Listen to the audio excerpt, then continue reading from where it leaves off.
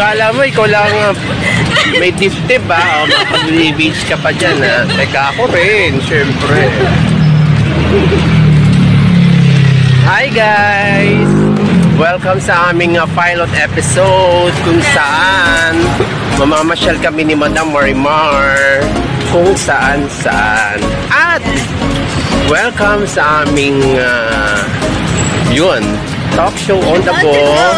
Yes, with Madam Marimar and DJ Rain. At habang nandito po kami ngayon ay umuulan. Kaya ayun, no. Oo, kaya meron kaming payong eh. Ano ba, Madam Marimar? Ikaw naman ngayon. Ay, magandang hapon sa inyo lahat yan, mga viewers out there. Andito naman kami ngayon. Talk show on the go para lahat na gusto ng interviewin dito sa aming dadaanan. Correct ka dyan, Madam Marimar. At dahil tama yung sinasabi nga ni Madam Marimar, at kung saan man kami mapapunta, mapadpad, ay yun ang aming interview. Antabayanan nyo kami, baka masirtean. Isa kayo sa mahulaan. At saka masalubong namin ni Madam Marimar, guys. Ayun. Magabang lang kayo dyan. Para nawiwindang talaga ako, para ako naninibago. Ang ganda pala ng ganito eh, talk show on the go. Diba? Talk show on the go every Friday, guys, 3 p.m. Habang kayo ay nagme-merienda, panoorin niyo po ang aming talk show on the go with... Hi guys, at ito, kakatawid lang namin ni Madam Marimar. Oo, kasi nasa lansangan kami na nagto-talk show ngayon. Kamusta ka ba ngayon, Madam Marimar? Maganda naman ang aking araw ngayon. Kasi hindi talaga may iwasan, talaga sa ating trabaho, may Uy! diba? Para mukhang pa-cleavage ka ngayon, Madam Marimar, ha? Kala mo, ikaw lang, ha? Oo. Ako din, guys. Ayan. Isang magandang hapon sa inyong lahat. And welcome sa aming talk show on the go ni Madam Marimar. Hi guys. At ayun.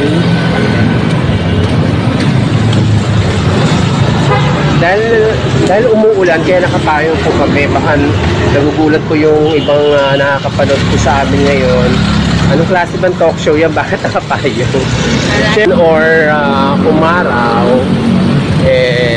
on the go po kami ngayon ni tama lang Madam yan. Wala tayong Marimar. pipiling araw. At isang maulan na hapon po sa ating lahat. Hi guys, at dahil papalapit na po ang undas, ang aming pag-uusapan ngayon ni Madam Marimar ay about kababalaghan. Naniniwala ka ba sa multo? Ayan, naniniwala ka ba sa multo, guys? So, mag-comment lang kayo sa ating comment section. Ikaw ba, Madam Marimar, naniniwala ka ba sa multo? Ako talaga, actually naniwala ako sa sidekick ko kasi talaga ako. Natural lang, literal lang sa mga sidekick na naniwala sa multo. Oo. Bakit ka naniniwala? So, ibig sabihin, bata ka pa lang ba? Nakakakita ka na? Oo, nakakita po talaga ako Experience? Nakikita talaga ako yung mga tumatagos. Tumatagos? Sa pader. Tapos, nakikita ko paano sila maglakad.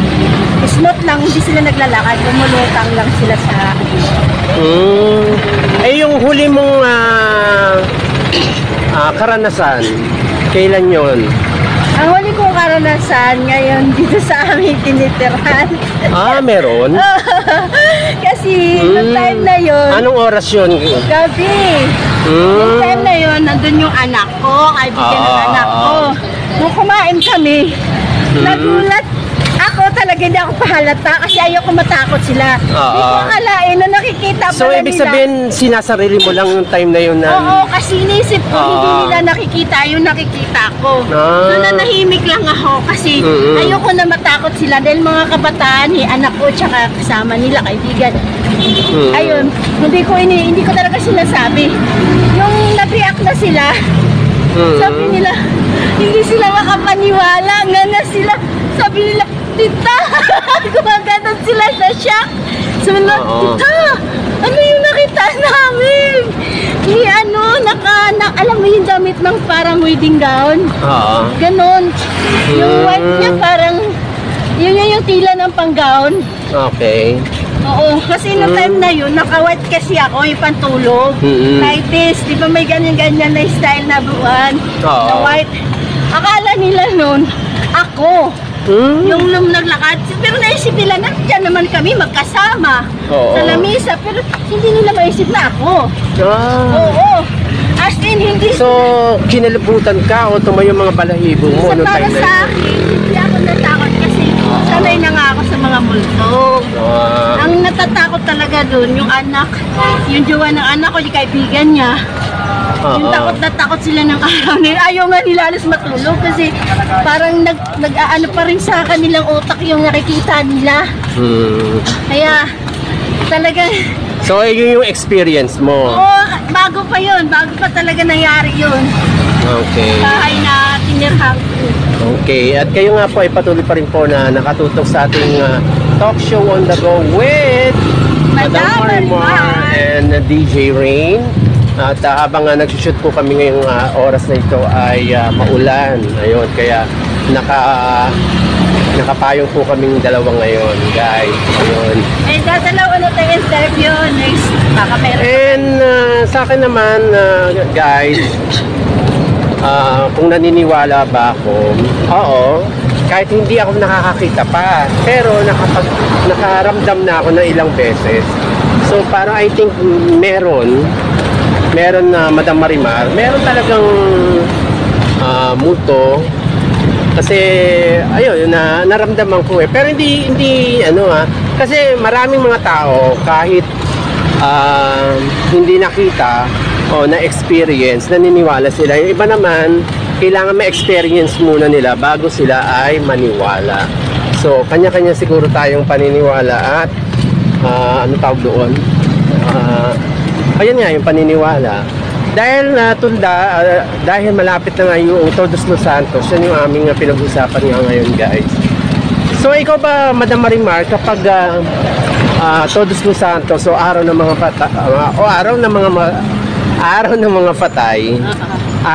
patay, nasaan ka no? Nasa bahay lang? Nagsisindi lang ba ng kandila, nagluluto at naghahanda? Nagbisita kasi meron akong angel na nawala. Yung bagong silang talagang nawala siya, angel pa lang talaga siya. Kaya dinadalaw namin siya sa cemetery. Nagtitirek kami ng kandila doon. Okay. So yun yung pinupuntahan nyo kapag ano? Opo, kasi yung sa gitna kong anak, nawala siya. Okay. Yung pagkasilang talagang wala na siyang buhay. Okay. Kasi 8 months lang siya Yung father ko naman nakalibing naman sa may bandang may kawayan, and then yung mother ko naman po ay sa Pampanga.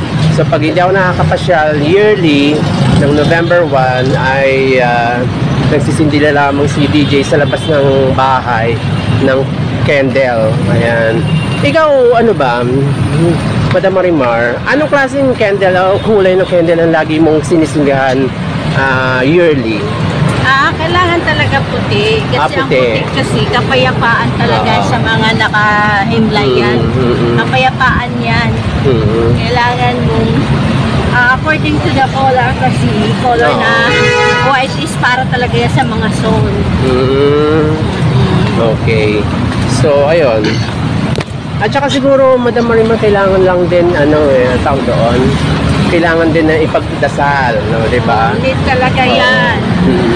Kasi yung ibang relihiyon, sinasabi nga is, kapag patay na eh, hindi na babalik yan. Saka, yun yung kanilang paniniwala. What do you think naman, Madam? Ano ang opinion mo doon? Para sa akin, ilang side kasi nakikita ko talaga mga kaluluwa.